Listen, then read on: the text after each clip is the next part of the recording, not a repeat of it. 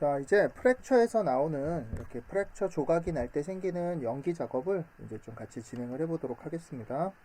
자, 스타트 파일을 먼저 열어보면요. 간단하게 불림 프랙처로 이렇게 처로 작업이 된 이런 작업 파일이 들어있고요. 캐시는 이미 이렇게 만들어져서 빠르게 볼 수 있는 상태로 파일이 저장이 되어 있습니다.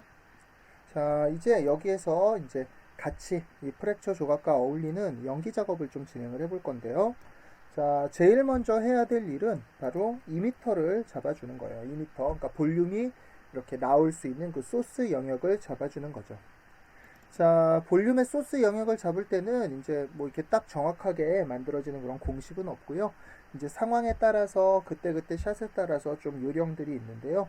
뭐 크게는 이렇게 충격을 받는 부분에서 뭐 연기를 발생시킨다던가 혹은 속도가 빠른 곳에서 연기를 발생시킨다던가 뭐 이런 식으로 이제 좀 조절을 해줄 수 있습니다. 자, 예를 들어서 지금 이런 작업, 이 작업 같은 경우에요. 처음부터 그냥 모든 곳에서 연기가 나면은 당연히 어색하겠죠. 그래서 이렇게 터질 때, 이렇게 터지는 부분에서 연기가 중점적으로 나와야 될 거고요. 네, 그런 식으로 이제 그 상황에 따라서 좀 에미터들을 잡아줄 필요가 있습니다. 자, 그리고 또 하나는요, 이렇게 바깥에서 연기가 생성되기보다는 조각이 이렇게 깨지는 순간에 그 깨지는 안쪽 부위에서 연기들이 나올 가능성이 높기 때문에 주로 이렇게 전체 볼륨을 잡기보다는 파편의 전체 영역을 잡기보다는 안쪽 면들을 따로 꺼내서 이미터로 사용하는 게 조금 더 일반적입니다. 자, 그래서 이제 요 작업물을 가지고 한번 이제 소스를 이미터로 한번 만들어 볼 건데요. 자, 우선은 이렇게 작업된 프랙처 작업은요, 여기서 직접 작업하기보다는 이렇게 따로 떼서 이렇게 분리해 주는 게 이제 나중에 관리나 이런 여러 가지 측면에서 훨씬 더 유리하고요. 자, 이 프랙처 결과물을 아웃노드로 이렇게 밖으로 빼놨기 때문에 지오메트리 노드 하나를 만들어서요. 자, 여기다가 볼륨 스모크 소스라고 해볼까요? 스모크 소스. 이렇게 노드를 따로 하나 만들어서 OBJ 머지로 가져와서 시작하는 것이 이제 나중에 뭐 이 작업물들을 관리하거나 뭐 이렇게 확인할 때 훨씬 편리하게 볼 수 있습니다. 이런 과정들이 이제 뭐 별로 대단한 것 같지 않아 보이지만 나중에 큰 규모의 작업들을 할 때는 이렇게 조금씩 정리를 해놓고 하는 것과 안 하고 하는 것은 굉장히 큰 차이가 벌어질 수 있어요. 자, 이제 아까 말씀드린 것처럼 여기서 인사이드 면을 먼저 좀 밖으로 빼내줘야 될 건데요. 자, 미들 클릭 눌러보면은 팩으로 되어 있기 때문에 특별히 이렇게 정보가 안 들어있는 걸 볼 수 있어요. 먼저 언팩을 한번 해주면요. 이제 이 데이터 안쪽에 팩이 풀리면서 우리가 프랙처 할 때 만들었던 정보들이 포함이 되고요. 대부분의 불림 보로노이, 뭐 메터리얼 베이스 프랙처 전부 다 이렇게 인테리어 영역이 인사이드라는 그룹에 따로 잡혀 있는 거를 볼 수 있습니다. 자, 그래서 딜리트 연결해 주고요. 여기에다가 자, 인사이드 딜리트 넌 셀렉트 이렇게 하면 이제 단면들만 따로 선택이 되게 되고요. 그래서 이 단면들을 가지고 볼륨을 만드는데 사용을 하면 될 것 같아요.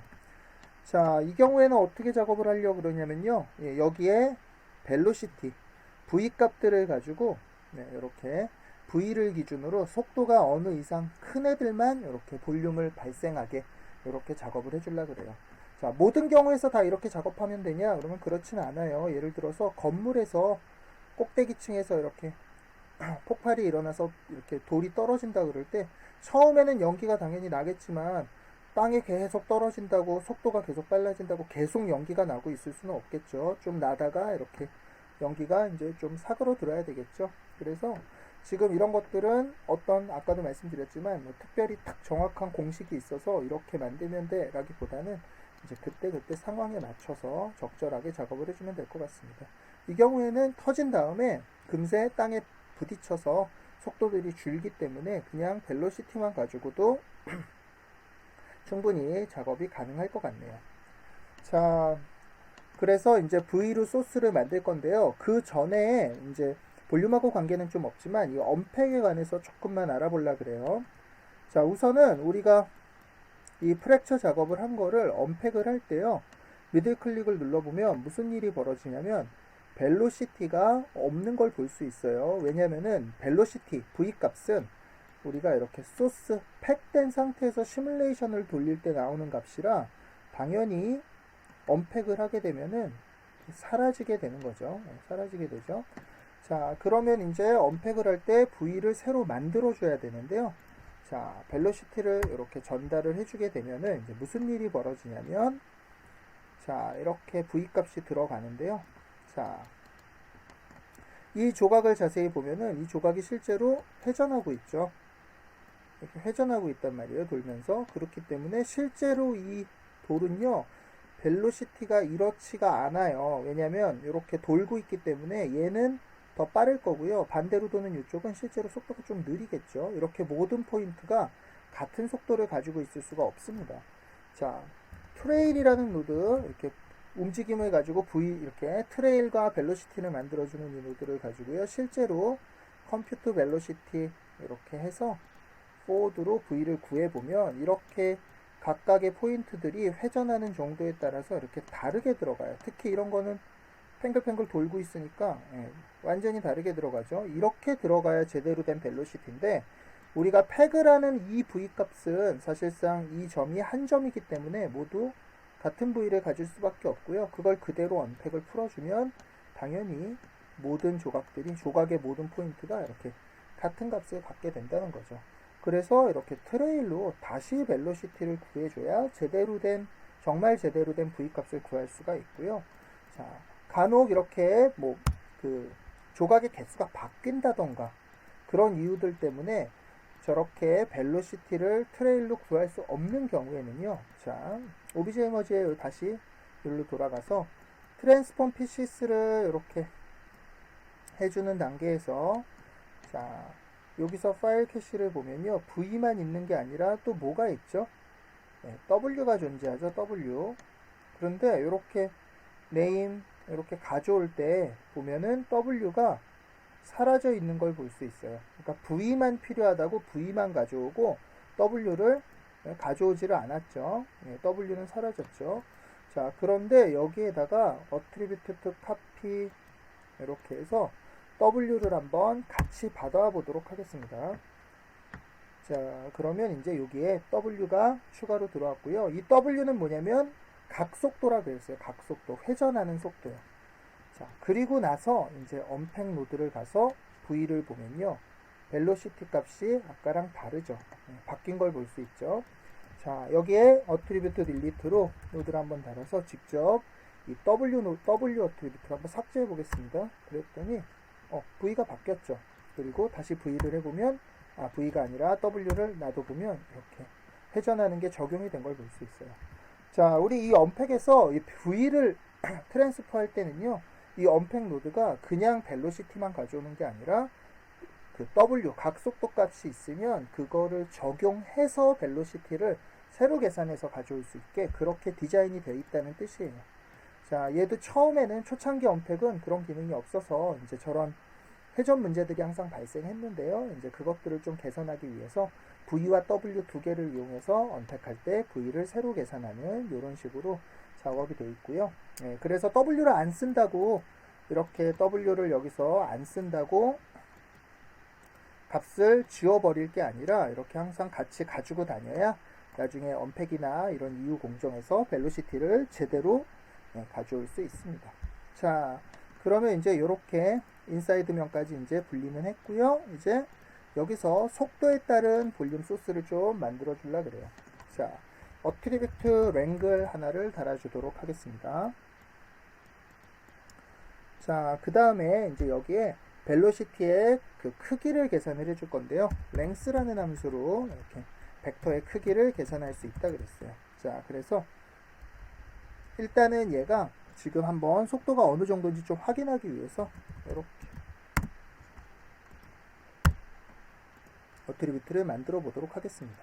자, 그러니까 확인을 해보니까 얼추 큰 거는 이렇게 34, 작은 거는 0, 이 정도 값을 갖는 거를 볼 수 있네요.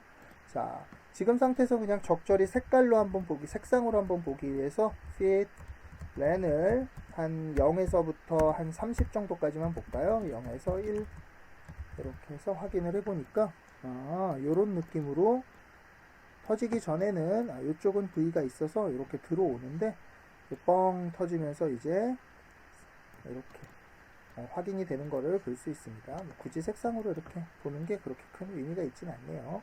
자, 그래서 한 어느 정도 속도까지 적당히 이미터를 쓸까 이런 거를 좀 생각을 해봐야 되는데요. 자, 일단은 if 가로 열고 요 v 값이 한 5보다 작을 때는 우리 이미터를 쓰지 맙시다. 이렇게 한번 작업을 해보도록 할게요. 그래서 5보다 작으면 remove point 현재 지오메트리에 pt none 이렇게 해서 삭제를 해보도록 하겠습니다.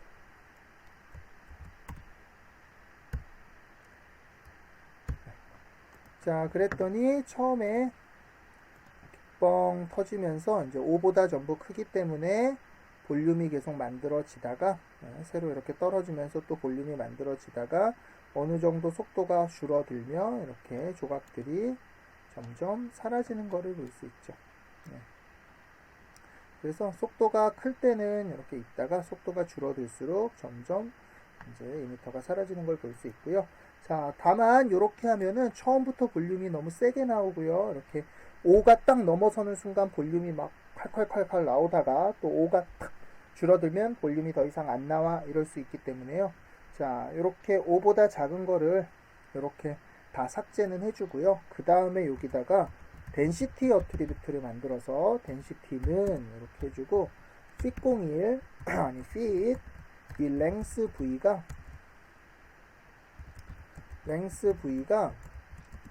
5에서부터 10이 될 때까지 density를 0에서부터 1까지로 이렇게 만들어 주도록 하겠습니다. 자, 이렇게 만들어 주고 나면요, 이제 자, 요거 그냥 CD로 한번 확인만 해보면은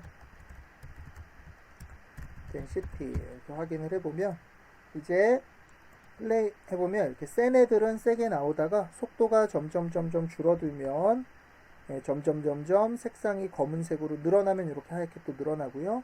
속도가 10보다 늘어나면 이렇게 하얀색으로 됐다가 속도가 점점 줄어들 때 살살 색상이 바뀌면서 결국 속도가 5가 되면 소스가 사라지게 이렇게 좀 부드럽게 이렇게 이미팅을 시킬 수 있겠네요. 자, 그래서 이렇게 density라는 어트리뷰트로